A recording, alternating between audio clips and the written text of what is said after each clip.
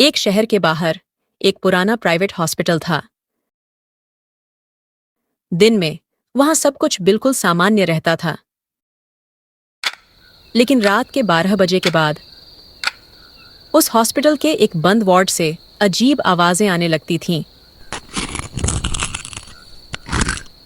कई मरीजों ने दावा किया कि उन्होंने रात में सफेद कपड़ों में एक औरत को वार्ड के अंदर जाते देखा, लेकिन जब स्टाफ उसे ढूंढने जाता तो वहां कोई नहीं मिलता।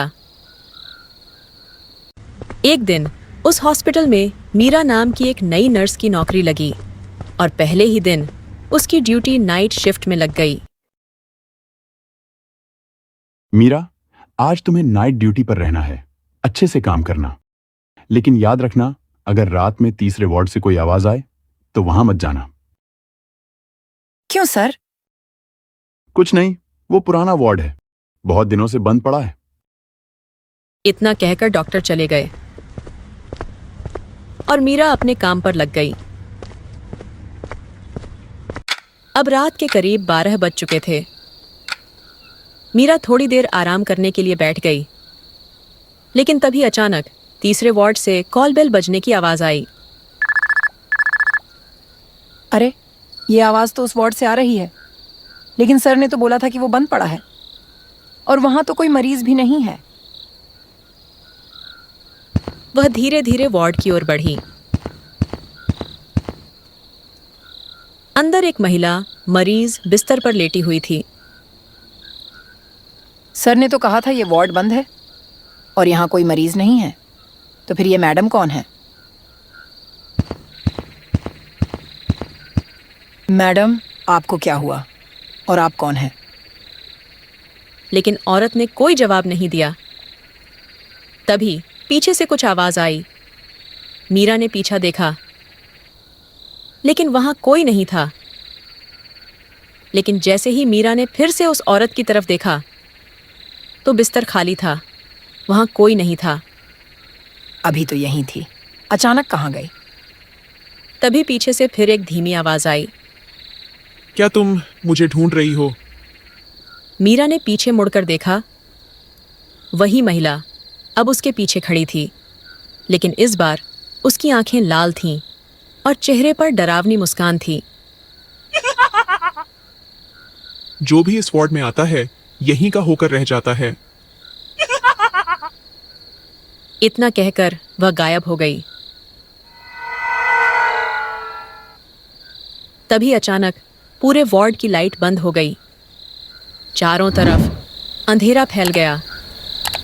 मीरा डरकर बाहर भागी।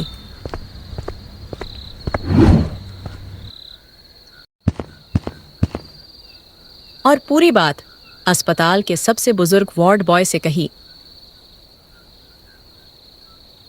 मैंने कहा था तुमसे कि उस वार्ड के पास मत जाना। लेकिन आखिर वो औरत है कौन? वो सब छोड़ो, वो एक लंबी कहानी है, फिर कभी बताऊंगा। तो अब क्या करें? अभी चलो यहां से और फिर कभी उस वार्ड के पास मत जाना।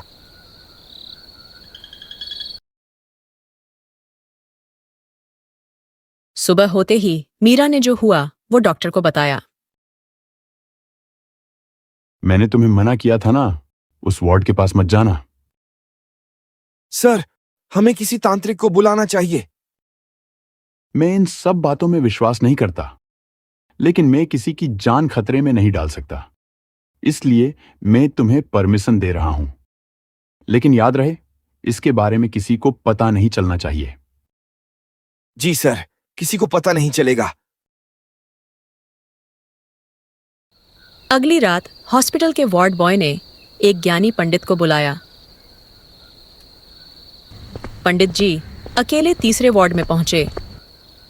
उनके वार्ड में पहुंचते ही चुड़ैल फिर प्रकट हुई।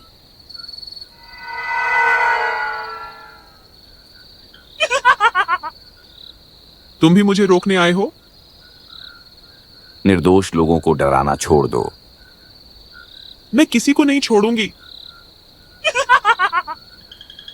इतना कहकर वह पंडित पर झपट्टी। पंडित ने जमीन पर कुछ रखकर एक छोटा सा अग्नि यज्ञ शुरू किया। वे लगातार मंत्र पढ़ते रहे। ओम काल भैरवाय नमः। ओम काल भैरवाय नमः। ओम काल तभी भैरवाय यज्ञ की अग्नि से तेज ओम प्रकाश काल निकला। भैरवाय नमः। भैरवाय नमः। ओम काल चुड़ैल दर्द से भैरवाय चीखने नमः। लगी ओम काल और कुछ ही क्षणों में भैरवाय नमः। वह हमेशा ओम के लिए काल गायब हो गई। भैरवाय नमः।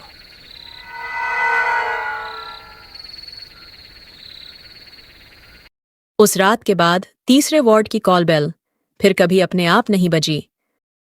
मरीज भी चैन से सोने लगे और धीरे धीरे उस हॉस्पिटल से चुड़ैल का आतंक हमेशा के लिए खत्म हो गया। The end. D-Re.